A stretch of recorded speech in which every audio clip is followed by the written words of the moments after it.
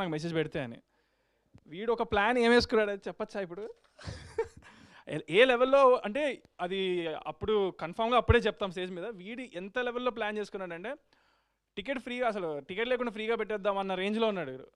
అంత ప్యాషన్గా ఉన్నాడు. అండ్ ఇతనితో వచ్చిన ప్రొడ్యూసర్ కూడా అంతే ప్యాషన్గా ఉన్నాడు. ఫ్రీగా స్క్రీన్లో సినిమా వేస్తారంట వితౌట్ టికెట్స్. డైరెక్టర్ గారు అంత అంత కాన్ఫిడెంట్గా ఉన్నాడు. జయరామ్ గారు, మీరు కథ రాసుకున్న తర్వాత కొంతమంది హీరోల దగ్గర తిరిగారంట, కొన్ని ఆఫీసులు కూడా తిరిగారు. ఎవరు మీ కథను వినలేదా, లేదా ఆ కథ వాళ్ళకి నచ్చలేదా, మీకు ఎవరు దొరక్క ఇంత చేస్తున్నారా?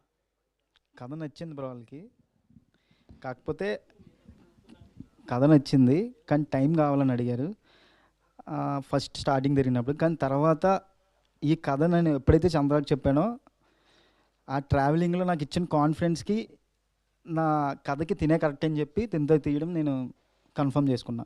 అంటే ఈ కథ చెప్పిన వెంటనే తను జస్ట్, నేను నరేషన్ కూడా ఏం చెప్పలేదు, జస్ట్ లైన్ చెప్పా, లైన్కే నాకు ఇంప్రెస్ అయ్యి ఈ సినిమా మనం చేస్తున్నామని చెప్పాడు డిసెంబర్లో. తర్వాత ఇంక మేము బెస్ట్ ఫ్రెండ్స్ అయ్యాం డిసెంబర్ తర్వాత నుంచి. ఇంకా ఈ కథకి చంద్రాన్ని తప్ప ఇంకెవరిని ఊహించుకోలేదు, అంత కాన్ఫిడెన్స్ నాకు ఇచ్చాడు. Hi Chandra. Hello, wish you happy birthday. Thank you. అయితే ఇందాక నుంచి మాట్లాడుతున్నారు, యాటిట్యూడ్ స్టార్ అంటున్నారు, మీరు తప్పే ఉంది పెట్టుకుంటే అంటున్నారు. బట్ ఇప్పుడు ఉన్న సిచ్యువేషన్ ఎలా ఉందంటే present industry scenario content present చేయడం కోసం అవసరమైతే స్టార్ హీరోస్ కూడా కలిసి, ఇద్దరు ముగ్గురు స్టార్ హీరోస్ కలిసి ఒక మ్యాగ్నమ్ ఆపస్ లాంటి సినిమాలు ఇస్తున్నారు.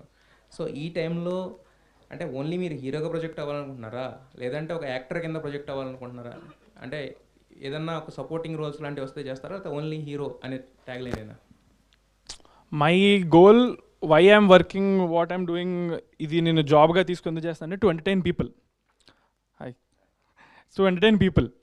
సో ఎంటర్టైన్మెంట్ అది ఏ రూపంలో నేను ఇచ్చినా I'm happy to do it. In fact నాకు ఇదంతా కొంచెం బోర్ కొట్టి యూట్యూబ్ చేయాలనుకున్నాను అనుకో, ఫిక్స్ అయ్యాను అనుకో, రేపు నేను వ్లాగ్స్ చేస్తానేమో, ఇన్స్టాగ్రామ్ కంటెంట్ క్రియేటర్ అవుతానేమో, రీల్స్ చేస్తానేమో, ఏదేం చేయొచ్చు. నా ఎండ్ ఆఫ్ ద డే నా గోల్ ఏంటంటే టు ఎంటర్టైన్ ఆడియన్స్. సో ఇప్పుడు ప్రస్తుతానికి అయితే I'm able to entertain them in my opinion మ్యాక్సిమమ్గా as doing a lead role or been a main lead of the ప్రాజెక్ట్లో చేస్తే కొంచెం ఎక్కువ ఎంటర్టైన్మెంట్ ఇవ్వగలుగుతా అని నేను అనుకుంటున్నాను. సో అదనమాట. అది కాదు నేను అడిగే క్వశ్చన్ ఏంటంటే, బేసిక్గా ఎవరైనా కూడా ఇప్పుడు కంటెంట్ క్రియేటర్స్ కూడా ఇక్కడ నుంచి స్టార్ట్ అయ్యి ఇప్పుడు జర్నీ అనేది సిల్వర్ స్క్రీన్ ఉంటుంది. అదే వాళ్ళు ఇక్కడ నుంచి అక్కడికి జర్నీలో చూస్తున్నారు, కానీ ఎలా అనుకోవట్లేదు. I have to just entertain audience అనుకుంటున్నాను. రైట్ నో నాకు ఇందులోనే ఎక్కువ స్కోప్ దొరుకుతుంది ఇలా చేయడానికి. ఇందులో నాకు స్కోప్ దొరకలేదు అనుకోండి, నేను రీల్స్ చేసుకుని ఎంటర్టైన్ చేస్తాను. నాకు ఐ జస్ట్ వాంట్ ఎంటర్టైన్, ఒక 10 మందిని నవ్వించడమో, వాళ్ళు ఒక ఇమోషన్ గట్టిగా ఫీల్ అయ్యి గూజంస్ తెప్పించడమో, లేదా ఏడవడమో, ఏం చేసినా ఎంటర్టైన్ చేసినట్టు కింద లెక్క అనమాట. So that I want do. This is the best platform or the thing to be doing right no in my position. So అలా.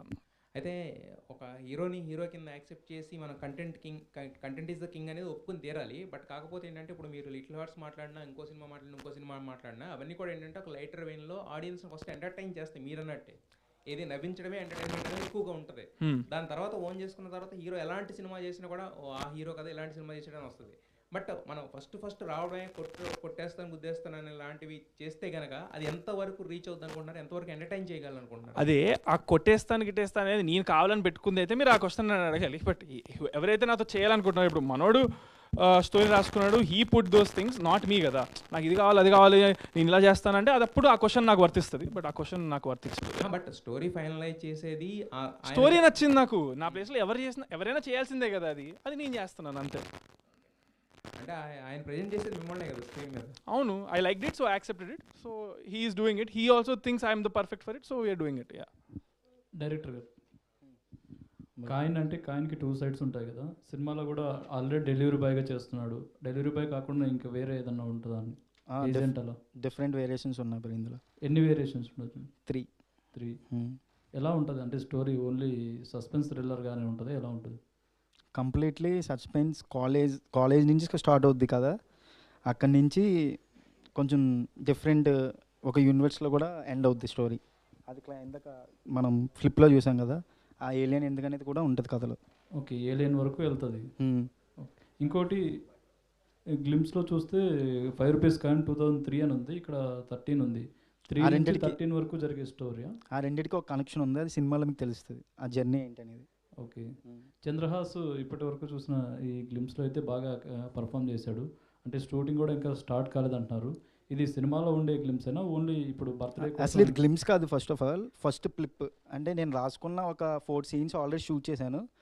అందులోంచి గ్లిమ్స్ అనేది కాకుండా డిఫరెంట్గా వదలని చెప్పి కాయిన్ ఒక మా టైటిల్నే ప్రమోట్ చేద్దని చెప్పి కాయిన్ ఫస్ట్ ఫ్లిప్ వేసాం. అంటే ఒక కథ కాన్సెప్ట్ గురించి రివీల్ చేయాలని చెప్పి ఒక కాన్సెప్ట్ ఓరియంటెడ్ వీడియో ఇది. సందీప్ కిషన్ గారి దగ్గరికి వెళ్ళారు కదా, ఆయన ఫస్ట్ టైటిల్ గెస్ చేశారా వెంటనే గెస్ చేయలేదు, హీరో చెప్పాక గెస్ చేశాడు. చెప్పాక ఇంకా అయిపోయింది కదా. మ్యూజిక్ డైరెక్టర్ మీ పేరేంటంటే కొత్తగా ఉంది, అది